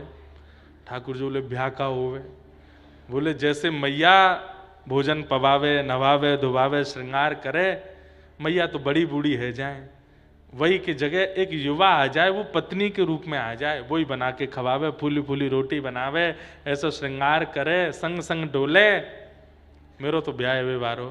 ठाकुर जी दौड़ के घर गए, नंदरानी यशोदा से के मैया मेरो ब्याह करा। कहां ते सीख के आयो, तो कैसे पतो ब्याह कायते के, मुझ सब पतो मैया, तू छुपावेगी तो मुझे पता ना चलेगो। मेरे सखा मधुमंगल ने बताई मैया तू मेरो ब्याह करा दे। अब कैसू करा। मैया पहले तो हंसी, बोले लाला तू ब्याह करेगो, बोला हाँ। 3 बरस को तो लाला तू है, अभी 3 बरस को है, छोटो सो लाला कैसे ब्याह कराऊं तेरो। हाँ तो मैया छोटो सो मैं छोटी सी बहू लिया, इतनी बड़ी बहू लिया कि मैं जेब में धर के गैया चरा भी जायो करूं, जब मन करे तब जेब ते निकाल ले करूं। आहा, ठाकुर जी की मधुर बात। सब गोपियां सुनने के लिए आई। यशोदा मैया ने कही सब घूंघट कर लो, लाला ये सबरी बैठी हैं, जो तो बढ़िया लगे बात ब्याह कर ले। अब एक एक गोपी के सामने ठाकुर जी जामे घूंघट उठा में, अरे मैया जे तो कारी है या तो ना करूंगा। तो वो गोपी बोली तू भी तो कारो लाला, तू भी कारो, तेरी बहू भी कारी। ना ना एक घर में एक अमावस्या ही ठीक है, एक तो पूर्णिमा रहनी चाहिए। मैया पूर्णिमा सी आवेगी, जे अमावस्या 2 नहीं चलेंगी। एक के पास गए, वहां को घूंघट उठाए के बोले मैया जे तो बहुत धाम धुल्ला सी मोटी है। ठा लाला तू भी तो गदमत रासो है, तो मेरे हक को मक्खन खा जाएगी मैया, छीन के याते ना करूंगा ब्याह। सबरी गोपी, एक बड़ी बूढ़ी गोपी दूर बैठी थी, उसके एक भी दांत नहीं। मन में विचार करने लगी, मैं भी युवा होती, इन गोपीन के बीच में बैठी हूँ, लाला मेरो भी घूंघट उठा के कछु बोल तो। अब मैं तो बड़ी बूढ़ी हूं, बड़ी बूढ़ी इनको दूरी जगह रख दी जाए। ठाकुर जी वाके मन की बात पहचान गए, तिरछी नजर ते दौड़ते भय गए वही के पास, और वहां को घूंघट उठाए के देखो बिना दांत वाली अम्मा हंसन लगी। ठाकुर जी वही की गोद में बैठे, मैया यही तो ब्याह करूंगा मैं तो, इस सबसे बढ़िया है। अरे लाला तेरी बहू ऐसी, एक दांत नहीं, बोले मेरे तो ना है या क्यों ना है, दोनों बिना दांत वाले रहेंगे मैया, मैं तो यही तो ब्याह करूंगा। ऐसी ठाकुर जी की मधुर मधुर लीला, इन सब लीलाओं से ठाकुर जी सबके चित्त का हरण कर रहे हैं। आकाश में देखने वाले सब देवता मोहित हो रहे हैं। धन्य है ब्रजवासी जन, धन्य है। अरे श्रुति में परे, स्मृति में परे, भजन्तु भव भीता, नीति में परे। मैंने सब जगह देखा, नारद जी कहते हैं मुझे ब्रह्म कहीं नहीं दिखा। तभी मैंने कहां देखा, अहम तो नंदम वृंदे, तभी मैं वृंदावन में नंद भवन के अंदर देखता हूं। यस्यालिंदे ब्रह्म वसिता, तब नंद भवन की दहली पे लटका हुआ मैंने ब्रह्म को देखा। वेद तरु प्रतिशाखम मृतम मिलितम न तद ब्रह्म, मैंने वेदों की शाखाओं को देखा। ब्रह्मा जी कह रहे हैं मुझे परब्रह्म नहीं देखा। बोले तो फिर कहां देखे, मिलितम मिलितम गोप बधूटी पटान चले न बद्ध, एक गोपी के आंचल में लिपटा हुआ। गोपी कौन? यशोदा। मैंने वहां ब्रह्म को देखा। रसखान कहते हैं वेद में ढूंढो, ब्रह्म में ढूंढो पुराणन गानन, सब जगह मैंने ढूंढा, मुझे कहीं भी ब्रह्म नहीं दिखे। आहा मिल गए मिल गए मिल गए। कहां मिले? रहो पलोटत राधिका पायन, तभी मैंने देखो दुर्यों में कुंज कुटीर में, तभी मैंने एक दिव्य कुंज की ओर देखा तो वहां क्या पाया कि श्री किशोरी जी बैठी हैं और उनके चरणों में लौट रहे हैं परब्रह्म, साक्षात श्री कृष्ण। व्रज भैया सबके समझ में आवे वाली बात नहीं है, उल्टी धार है ब्रजमंडल की, उल्टी रीति है ब्रजमंडल की। जो परब्रह्म है, जिनको वेद भी नीति नीति कह के बोला, ब्रज में अलग ही स्थिति है उनकी। ठाकुर जी किनके संग क्रीड़ा कर रहे हैं? क्रीड़ा परावती चलो स्वसतो निषेधुम। ठाकुर जी की एक ही श्लोक में संपूर्ण क्रीड़ा बता दी। इधर देखो, यहां देखो, ध्यान से सुनो, बिल्कुल शांति का परिचय दो, बिल्कुल शांति से सुनो, थोड़ी देर और सुनो, फिर गोवर्धन लीला करेंगे। आचार्य चरण पधारे हैं, उनके कुछ भावांजलि श्रवण करके फिर कथा को विश्राम देंगे। एक ही श्लोक में श्री शुकाचार्य जी ने सब्र ऊधम बता दिए ठाकुर जी के। गैयाओं के सींग पर लटकते हैं। बताओ कोई लटकवे की जगह सींग? गैया के सींग पर लटक के गैया को झूला बनाते हैं ठाकुर जी। क्यों? गैया डोले यहां थे वहां के सींग पर लटक के, अरे दाऊ दादा तुम चढ़ जाओ, बहुत जोर को झूला मिलो है।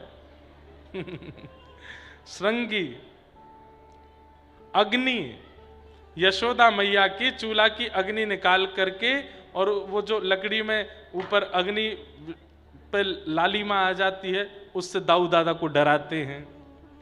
श्रृंगी अग्नि। डेमस्टी, ये तो इतना सुंदर है डेमस्टी। क्यों? बोले नए बछड़ा बछिया जब जन्म लेते हैं नंद भवन में, तो रोज ठाकुर जी जाते हैं, छोटे छोटे बछड़ा बछियाओं के मुंह खोल के उनके दांत गिनते हैं, या के इतने आगे मेरे कितने हैं। और जैसे ही बछड़ा के ज्यादा होते हैं ठाकुर जी से, सोई रोते रोते मैया के पास, जब मैया मेरे दांत ना आ रहे, देख बा बछड़ा के निकल आए, मेरे क्यों ना आ रहे। और उससे इतना बैर मान लेते हैं उस बछड़ा से कि सब गैया के बछड़ान को ठाकुर जी प्यार करें, उसको नहीं प्यार करते जिसके ज्यादा दांत निकल आए। मोते आगे भगरो है। श्रृंग अग्नि डेमस्टी जल। ठाकुर जी यमुना क्रीड़ा बहुत अच्छी लगती ठाकुर जी को। यशोदा मैया जाने नहीं देती ठाकुर जी को। क्यों? मानते नहीं है, ऊधम मचाते हैं, कूद जाते हैं जमुना जी में। यशोदा मैया फिर पहुंचती डोले, जाड़ो है वो, छींक मारते डोले, फिर ठंडी लग गई लाला को, तो यशोदा मैया लाला को जमुना जी में जान नहीं देती। पर ठाकुर जी की एक ही रट, जैसे ही संध्या होने लगती है, सूर्य थोड़े अस्ताचल को, मैया मैं जमुना जी जाऊं, मैंने एक डोले आऊं, नंद बाबा के संग जाएगो, अकेलो नहीं जाएगो। नंद बाबा मुंह को ले चलो, जमुना जी डोला लाओ। तो नंद बाबा उंगली पकड़ा करके ठाकुर जी को ले जाते। मैया के देखियो कूदे नहीं कि अब तो बिल्कुल चिंता मत करे, भारी रहेगो। जमुना जी देखते ही ठाकुर जी का मन, मयूर ने, अच्छा यमुना जी ठाकुर जी की पटरानी है। तो यमुना जी कहती हैं, वाह जय जय, किनारे पे ही डोलोगे, न एक अंग स्पर्श तो कराए दो, न एक चरण स्पर्श तो कराए दो। ठाकुर जी कहें, जाने ना ससुर जी संग में, उघारी सी डोल रही है, चुपचाप बैठी रहे, देखूं मैं। मन ही मन ठाकुर जी चर्चा भी कर लेते। लेकिन अब पत्नी की इच्छा है, ठाकुर जी कैसे पूरी करें। सो ठाकुर जी के, बाबा मैं नेक चलो जाऊं भीतर, घुटनों घोंटू घोंटू तक चलो जाऊं, नहीं बिल्कुल नहीं जाएगो, भीतर नहीं जाएगो। अरे लाला तू ना जाने, या मैं हुआ रे भीतर, पकड़ ले जाएगो भीतर। अब बाबा मैं आपकी उंगली पकड़ के जाऊंगा, नेक भीतर जान दो। अच्छा ठीक है, घोंटू घोंटू तक जाइयो, घुटने घुटने तक ठाकुर जी भीतर चले जामे। और जैसे ने खेलन लगे, दाऊद यहाँ नंद बाबा ने उंगली पकड़ा रखी है, ठाकुर जी इतने थोड़ी देर में उंगली छोड़ने लगे। ठाकुर जी, नंद बाबा के, लाला उंगली मत छोड़ा ना बाबा, बस मैं खड़ो ही हूं, कुछ करना रहो। और जैसे ही उंगली छूटती है, सो ठाकुर जी ऐसी जोर से गिरते हैं जमुना जी में, और फिर ऐसे हाथ पांव मारे, अरे बाबा मैं डूब गया, अरे मुंह को हवा पकड़ रहा हो, हवा भीतर ले जा रहा हो, बाबा मुंह को बचा। नंद बाबा बचाने के लिए जैसे ही जाते हैं, सोई ठाकुर जी दोनों हाथ से पकड़ के नंद बाबा को भी घेर दें, और फिर जोर जोर से नाचते हैं, कोई हुआ ना हो, मैंने तो बाबा गीलो कर दियो। नंद बाबा गीले है गए। नंद बाबा बोले, चल वापस, तेरी यशोदा से शिकायत करूंगा मैं। अब ठाकुर जी मन में सोच रहे हैं, मैया बहुत डांटेगी आज। अपने केशन को बार बार पहुंच रहे हैं, घुंघराले केशन को ऐसे निचोड़ रहे हैं ठाकुर जी, कहीं मैया मारे नहीं मुंह को। जैसे नंद भवन आवे वारो, सोई नंद बाबा की उंगली छोड़ के ठाकुर जी दौड़ करके नंद भवन में घुस गए और जाके सीधे मैया की गोद में बैठे। मैं बोला, लाला तू गिरो कैसे भयो? मैया तू तो कहा बताऊं, तेरी सौगंध खा कहूं, नंद बाबा की नहावे की इच्छा, मुंह में गीलो कर लायो। खुद तो नहायो ही नहायो, मुंह को भी गीलो कर लायो। मैया मैं कहा बताऊं या बाबा ते मैं कैसे बचूं? माने ना, जबरदस्ती नवाए दे। जो शिकायत नंद बाबा को करनी थी वो खुद कर आए पहले ही जाके। इतने में नंद बाबा आए, मैया यशोदा तेरो लाला बड़ा उधमी, सब जानू मैं, ऊधम लाला में ना तुम में आएगो है, खुद को नहावे को मनवा छोरा डुबा लाए वहां पे है। मैं सब बता दी मुझको, लाला को धक्का दे दिया तुमने जमुना जी में। अब तुम नहा के आते तो मैं तो नाराज होती, रात्रि को काल, संध्या समय को काल, काय को जमुना जी में गए तो लाला हुए नवा लाए हो, ताकि यहाँ पे आरोप लगा दो। नंद बाबू बोले, है कहां? बोलो उठाड़ो पीछे। लाला तू मेरो ही लाला है ना, इतना झूठ का है तो सीख आए हो। ऐसे ऐसे ठाकुर जी उधम मचाते हैं। श्रृंग अग्नि डमि जल द्विज, ब्राह्मण संत तिलकधारी ठाकुर जी को इतने अच्छे लगते हैं। सुबह तैयार होकर नंद भवन से निकलते हैं ठाकुर जी, और जो दिख जाए जटाधारी, मठाधारी, तिलकधारी, त्रिशूलधारी, त्रिपुंडधारी, उसके सीधे चरणों में दंडवत करते हैं। अरे बाबा तुम यहां डोल रहे हो, जैसे कितने दिन से जानते हैं, तुम यहां डोल रहे हो। यशोदा मैया ने पकवान बनाए के रखे। नंद बाबा सवेरे तुम होते कह रहे कि एक त्रिपुंड वारो बाबा आवेगो, बाको ले आइयो। छोटे से ठाकुर जी छोटी से मुंह से बोलते हैं तो बाबा बाबा सब उन पर मोहित हो जाए। अच्छा लाला तुम हमको जानते हो? बोले जानू तो ना हूं, पर मेरे बाबा ने बताई गले में रुद्राक्ष माला होगी, त्रिपुंड होगो, हाथ में कमंडल होएगो, उनको घर लेके आनो है। बाबा मेरे घर पर 56 भोग बने, चलो प्रसाद पावे। थोड़ी दूर तक जाके कहें, जैसे नंद भवन का द्वार आता, अब भीतर आप चले जाओ, मैं आ रहा हूं थोड़ी देर में। बोले आप कहां जा रहे हो?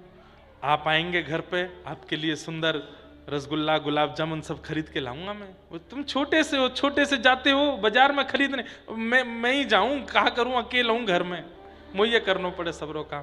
संत को वहां छोड़ देते हैं और फिर दूसरे संत के पास जाते हैं, उसको भी घर के पास लाके उसको छोड़ के ऐसे 10, 15, 20 संतों को घर ले आते हैं। सब आकर के द्वार पर ठाड़े हो जाते हैं। यशोदा मैया आके प्रणाम करती है, आज मेरे द्वार पर इतने अद्भुत संत पधारे, कहो कहाँ सेवा करूं। मैया क्या सेवा करूं मतलब? आपको लाला तो बोल रहा हो घर में पूड़ी उछल रही है, घर में कचौड़ी बन रही है, रबड़ी जलेबी कलाकंद सब हमारे काजे, नंद बाबा सुबह से हमारी प्रतीक्षा कर रहे। अब संत जन बोले तेरी नहीं मेरी कर रहे। लाला ने मोते कही, बोले तुम तो नहीं मोते भी कही है, सबरे संतन से कह दे कि नंद बाबा तुम, और नंद बाबा कोई है ना जाने। यशोदा मैया नंद बाबा बोले अगर हम कहेंगे कि हम नहीं जानते तो हमारे लाला को ही नाम खराब होएगो, तो कैसो लाला है इनको। संत जनों के प्रणाम, अरे नहीं नहीं हम प्रतीक्षा कर, हमें पता चली आप आ रहे हैं, विराजो। यशोदा मैया तुरंत चूल्हा चिताती हैं, तैयारी करती हैं, प्रसाद पवाती हैं, दक्षिणा आदि दे के सब संत जन चले जाते। तब आते ठाकुर जी, मैया अरे मेरी पारी मैया कहाँ गई, यहां पे आ जा तू। दारी के सवेरे ते संतन ने न्यो तो दे के आ जाए, इतने सबरे संत आए गए मेरे घर में, और सबरे इतनो जय के गए, कितनो कितनो मेहनत लगे, कितनो श्रम लगे। दूसरे इनके काजे तो मैं बनवा लूं, कोई तो संतन की तो खुद बनानी पड़े। आज पूरा दिन निकल गो रसोई बनाते बनाते, 100 संतन को निमंत्रण दिया हो, और सबते ऐसे कह के आवे नंदरानी यशोदा बैठी है। अरे लाला जी घर है, कोई आश्रम ना है जब भंडारो चलतो रे, काय को करे ऐसो। अरे मैया दो बातें तू कहे तो बताऊं। बोले बता। बोले एक बात तो ऐसी है मैया, जाए सुन के तू मुंह को हृदय से लगावेगी, और दूसरी बात ऐसी जाए सुन के तू डंडा लेके भागेगी। कौन सी पहले बताऊं? पहले ये बता। पहले हृदय वारी बता दे, क्योंकि डंडा वारी के बाद तो तू मिलेगो ना मुँह। ठाकुर जी बोले मैया नंद बाबा जितनो अन्न लावे, जितनो धन लावे, ऐसो मैंने कथान में सुनी है कि वाक्य दशांश में पाप होवे। हम जितनो भी कमावे वाक्य 10वें अंश में पाप निवास करे मैया, लेकिन अगर व्यक्ति वाको दान कर दे, कोई को पवा दे, तो वो दशांश पाप घरते निकर जाए। तो मैया मैं सोचूं मेरी यशोदा मैया नंद बाबा की इतनी संपत्ति है, इतना वैभव है, वाको दान पुण्य हो तो रे, हमारे संतन को बिना बताए निमंत्रण दे दूं ताकि मैया पवावे तो दशांश पाप निकल जाए। यशोदा मैया के तो मोटे मोटे आंसू आंखन में, अरे मेरो लाला कितनो विद्वान, कितनो ज्ञानी मेरो लाला, कैसी बड़ी बड़ी बात करे हैं लाला, तू हमारे बुलावे। हाँ मैया तू रोज बुलाए कर लाला, मैं रोज बनाऊंगी। थोड़ी देर मैया हृदय से लगाए रखी। मैया दूसरी बात सुनेगी? हाँ दूसरी बता। बोले पहले गोदी ते उतार नीचे। ठाकुर जी दूर खड़े गए और बिल्कुल तैयारी में कि दौड़ूंगो बताते ही मैया बोली बता। मैया अब मैं धीरे धीरे बड़ो है तो जा रहा हूं, मेरो ब्याह भी होएगा कल को बहू भी आवेगी घर पे, और मैया जब बहू आए के देखेगी कि सास ऐसी मोटी ताजी है तो कैसी हंसी उड़ावेगी। तू परिश्रम ना करे मैया, पूरे दिन बैठी बैठी मोटी एती जा रही है, या मारे मैं तेरे तोते परिश्रम करवावे के काज संतान को नहीं तो दूं। मैया भागी पीछे, लाला आगे आगे चौकड़ी मार के भागे। ऐसे ठाकुर जी की मधुर लीला। श्रृंग अग्नि ड्यमस्टेसी जलद द्विज कंटकेभ्य। कंटकेभ्य का क्या भाव है? कितनों भी मैया श्रृंगार कर दे लाला को, जाकर के जो अर्चना का जल, शालिग्राम भगवान का जल है अर्चना का, पूजा का, उसी में जाके कूदते हैं, उसी में खेलते हैं, आनंद करते हैं। यशोदा मैया जाके निकाल के लावे, लाला तो को मैं सुबह नभाए दूं, फिर तू ये पंचामृत वाले जल में काय को स्नान करे। तो मैया उनको जेवारो स्नान बहुत बढ़िया लगे। बोले काय को? मैया देख तू तो कोरे जलते मुंह को नवाए दे, वहां में कछु आनंद ही ना आवे। ये जय जय कितनी बढ़िया स्नान करे। ठाकुर जी का स्नान नंद बाबा पंचामृत से स्नान कराते हैं ना, ठाकुर जी देख के कहते हैं मैया से, मैया तू जो स्नान करा वो बढ़िया ना है, नंद बाबा वारो स्नान देख। बोले क्यों? जय जय नहावी ले और पेट पूजा कर ले। ऊपर ते नंद बाबा जब दूध चढ़ावे तो बीच बीच में जय जय जीव निकाल के दूध पी भी ले तो होगो, दही खा ले तो होगो, शहद चाट ले तो होगो। मैया मुँह को भी ऐसे ही स्नान कराएगा। तो शास्त्रीय प्रमाण तो कई है कि ठाकुर जी को पंचामृत स्नान कराना चाहिए, पर हमारे व्रज का भाव ये भी है कि ठाकुर जी पंचामृत स्नान जब करते हैं तो ठाकुर जी को बड़ा सुख मिलता है। क्यों? स्नान भी कर लेते हैं, बीच बीच में जीभ निकाल के पेट पूजा भी कर लेते हैं, पा लेते हैं, दूध पी लेते हैं, दही पी लेते हैं, मक्खन खा लेते हैं, बूरा खा लेते हैं, बीच बीच में ठाकुर जी को आनंद भी आता रहता है। तो कंटकेभ्य, ऐसे ठाकुर जी क्रीड़ा परावति चलौ स्वसतो निषिद्धुम ग्रह्यानुकर्तिमपि यत्र तजन न तज्जनन्यो शोकात आपतुरलम मनसो नवस्थामु। ऐसे ठाकुर जी मधुर लीला कर रहे हैं। गोपियों के घर जाकर के ठाकुर जी माखन चुराने लगे। वत्सान मुंचन क्वचित समय क्रोश संजात हस। गोपियां दर्शन के बहाने से, मैंने एक दिन कथा में सुनाया था, गोपियां मक्खनी इसीलिए निकालती हैं कि लाला चोरी करवे आवे। मैया ने एक दिन ठाकुर जी पकड़ करके ऊखल से बांध दिए। ठाकुर जी ने ऊखल खिसकाए करके दो वृक्षों के बीच से निकले, दोनों वृक्ष टूट के गिर गए। कुबेर के पुत्र नलकुवर मणिग्रीव प्रकट हो गए। दोनों ने भगवान की स्तुति गाई। वाणी गुणानुकथने श्रवणौ कथायाम हस्तौ च कर्मसु मनस्तव पादयोर्नः स्मृत्याम शिरस्तव निवास जगत प्रणामे दृष्टि सताम दर्शनेस्तु भवत्तनूनाम। इस श्लोक में एक बड़ी विशेष बात है। कुबेर के पुत्र नलकुवर मणिग्रीव कह रहे हैं, वाणी आपका गुणानुवाद गाए, कान आपकी कथा सुने, हाथ आपकी सेवा करें, मन आपका स्मरण करे, बुद्धि आपको प्रणाम करे, लेकिन नेत्रों के लिए क्या मांगा? बोले दृष्टि ही सताम दर्शनेस्तु भवत्तनूनाम। दर्शन आपका ना हो तो दर्शन किसका हो? बोले आपके जो तनु हैं, आपके जो पुत्र हैं। भगवान के पुत्र कौन? संतजन। भगवान के पुत्र कौन? कथावक्तागण। भगवान के पुत्र कौन? वैष्णवजन। उनके हमको दर्शन मिले। तो ठाकुर जी ने नलकुवर मणिग्रीव से पूछा, तुमने सारी इंद्रियों के लिए मेरा भाव मांगा, कानों को कथा मांगी, मन में स्मृति मांगी, हाथों से सेवा मांगी, चरणों से प्रदक्षिणा मांगी, पर नेत्रों से मेरा दर्शन क्यों नहीं मांगा? बोले नाथ, बड़ी अंतरंग बात है। बोले क्या? अगर हम आपका दर्शन मांगेंगे तो अपने दो नेत्रों से केवल आपको दो नेत्रों से देख पाएंगे, लेकिन आपके जो तनु हैं, जो संत जन और कथा वक्तागण हैं, ये केवल दो नेत्रों को आपका दर्शन नहीं कराते, जब ये कथा गाते हैं तो रोम रोम को आपका अनुभव करा देते हैं। इसलिए हमको उनके दर्शन करने हैं। दर्शनेस्तु भवत्तनूनाम।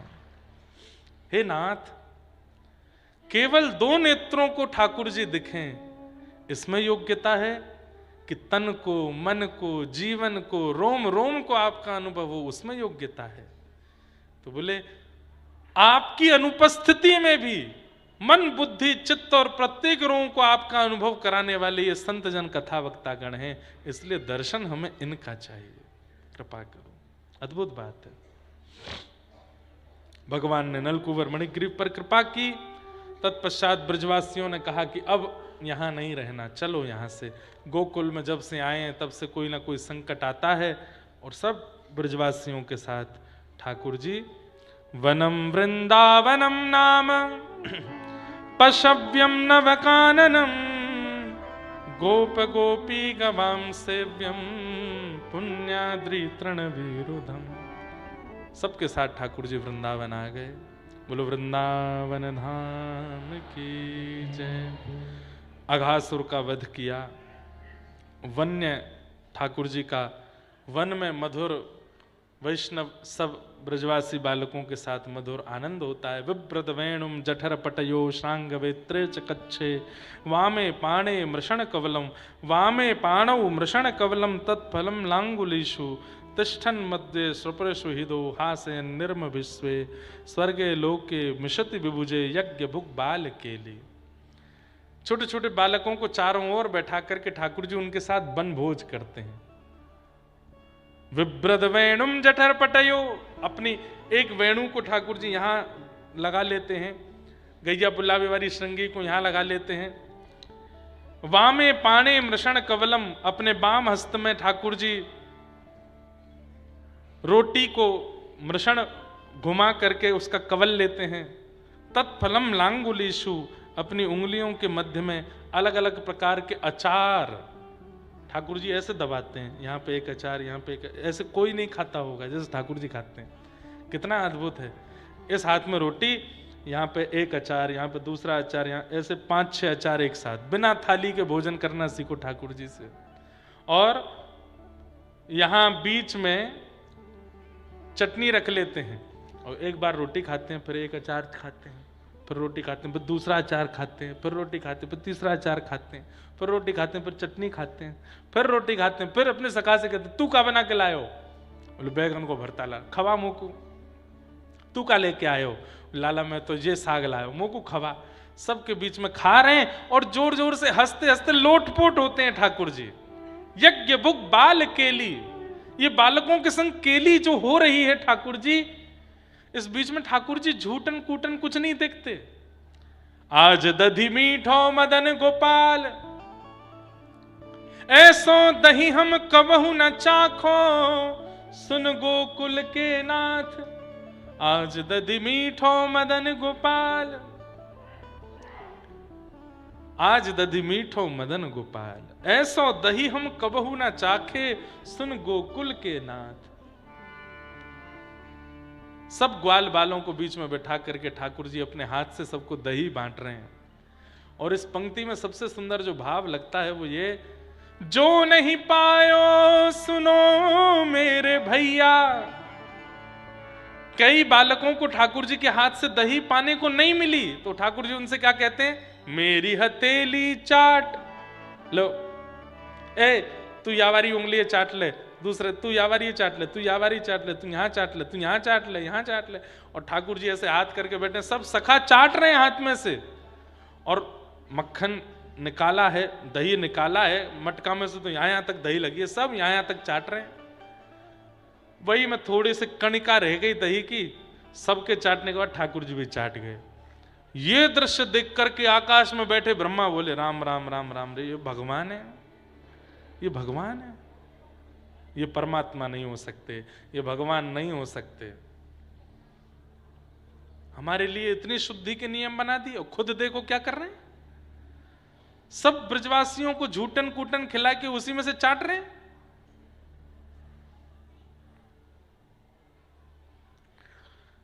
मन में विचार आता है कि आजकल भी कई लोगों को ठाकुर जी के लीला पर संदेह हो जाता है, संशय हो जाता है। बड़ी बात नहीं है, ब्रह्मा को हो सकता है, इंद्र को हो सकता है, तो हम तो मानव हैं। स्वयं ब्रह्मा जिनके सामने से ही ठाकुर जी अवतार लेकर के आए हैं, वो ब्रह्मा कह रहे हैं कि ये भगवान नहीं हो सकते, निश्चित कोई बहलू पिया है। भगवान के सखाओं का हरण करके ले गए, भगवान के ग्वाल बालों का हरण कर लिया, सब सखा और ग्वाल बाल ठाकुर जी ही बन गए। फिर 1 वर्ष तक सब सखाओं के रूप में, ग्वाल बालों के रूप में, बछड़ा बछिया के रूप में ठाकुर जी विचरण किए और 84 कोस व्रजमंडल के प्रत्येक कोने को अपने चरण से ठाकुर जी ने आच्छादित किया। इसलिए संपूर्ण व्रजमंडल पूजनीय है, क्योंकि सब जगह ठाकुर जी गए। अकेले कृष्ण रूप में रहते कितना घूमते, इसलिए सबके रूप में ठाकुर जी ने आकर के पूरे व्रजमंडल को नाप लिया। ब्रह्मा ने मोह करके कुछ लीला की, ठाकुर जी ने उसमें भी कृपाई कर दी, पूरे व्रजमंडल में घूम लिए। 1 वर्ष बाद ब्रह्मा को जब लगा कि मैंने अपराध किया, देख करके वही ग्वाल बाल नीचे, वही ग्वाल बाल ब्रह्मलोक में ठाकुर जी से क्षमा मांगने के लिए गया। भगवान ने क्षमा नहीं किया। ठाकुर जी नाराज हो गए ब्रह्मा जी से। अनेक अनेक लीलाएं हैं, सबका हम सबको प्रणाम करते हैं। अभी जहां से कथा करके आए हम जटेरी, फिर आगे जो प्रसंग आता है कालियानाग दमन और उसके बाद वेणुगीत, जटेरी धाम में वेणुगीत की कथा की थी, वेणुगीत ही सुनाया था। बहुत सुंदर है। अक्षणवताम फलमिदम न परम विधाम, सख्य प्रसून अनुविवेशयतोर्वयस्यै वक्त्रम ब्रजेश सुतयोरनुवेणु जुष्टम यैर्वान पीत मनुरक्त कटाक्ष मोक्षम। केवल एक बात कह दूं, गोपियां कहती हैं नेत्र मिले और इन नेत्रों से दुनिया देख ली, दुनिया की सारी सुंदरता देख ली, लेकिन गौचारण को जाते हुए श्याम सुंदर नहीं देखे तो नेत्रों को पाकर के तुमने कुछ नहीं पाया। यही बात वेणुगीत में गोपियां कह रही हैं। अरे मानवों, जन्म लिया है, पृथ्वी पर आए हो तो कम से कम इतना तो करके वापस आना, क्या इन नेत्रों से एक बार श्याम सुंदर को गैया चराते हुए देख के आना। कोई कहे गैया चराते हुए ना भी देख पाओ तो बस एक बार हिलते डुलते चलते फिरते श्याम सुंदर को एक बार तो निहार लेना। नहीं तो नेत्रों को पाकर के तुमने इन नेत्रों से कुछ नहीं देखा, अगर श्याम सुंदर नहीं देखे तो। इतने सुंदर हैं श्री प्रियतम लाला। उनकी सुंदरता का वर्णन पूरे वेणु गीत में किया गोपियों ने। कात्यायनी देवी की पूजा करती हैं, सब ब्रज की सखियों पर ठाकुर जी ने कृपा की, मथुरा की गोपियों पर अनुग्रह किया। आगे गोवर्धन लीला का प्रसंग आता है। भगवान गिरिराज पूजन करने के लिए सब ब्रजवासियों को लेकर के गोवर्धन गए और श्री गिरिराज पूजन किया। अब गिरिराज पूजन प्रसंग तो बहुत अद्भुत है, बहुत वृहद है। अब मेरा मन है कि मैं प्रवेश करूंगा तो फिर मुझे बहुत समय लगेगा उसके व्याख्यान में, और मन में भाव है कि 2 दिन की कथा बची है, कल और परसों। आज जैसे व्रज लीला थोड़ी कही, कल भी हम व्रज लीला में प्रेम प्रसंग, ठाकुर जी के प्रेमास्पद प्रसंगों का थोड़ा ज्यादा, यहाँ के ऋषियों ने ज्ञान वैराग्य की चर्चाएं बहुत ज्यादा सुनी है। वैसे तो ये पूरी भागवत भी यहीं से कही गई, यहीं सुनी गई, परंतु फिर भी भाव है कि यहाँ वैराग्य की भूमि में थोड़ी और रस की चर्चा का संवाहन हो सके, तो उस प्रसंग को हम विस्तार से कल के प्रसंग में सुनाएंगे। सब ब्रजवासियों को लेकर के ठाकुर जी गोवर्धन जा रहे हैं और वहाँ जाकर गिरिराज जी की पूजा कर रहे हैं। अब परिक्रमा को ठाकुर जी निकले हैं, लाला परिक्रमा कर रहे हैं, परिक्रमा करके कल तक लौटेंगे, फिर उसके बाद आगे के प्रसंग को हम लोग श्रवण करेंगे। बड़े प्रेम और भाव से सब लोग उसका श्रवण लाभ प्राप्त करेंगे। आज कथा का विश्राम अब यहाँ होगा, उसके बाद आचार्य चरण आए हैं, कुछ उनके भी वक्तव्य हम लोग सुन लेंगे और फिर कथा को विश्राम देंगे।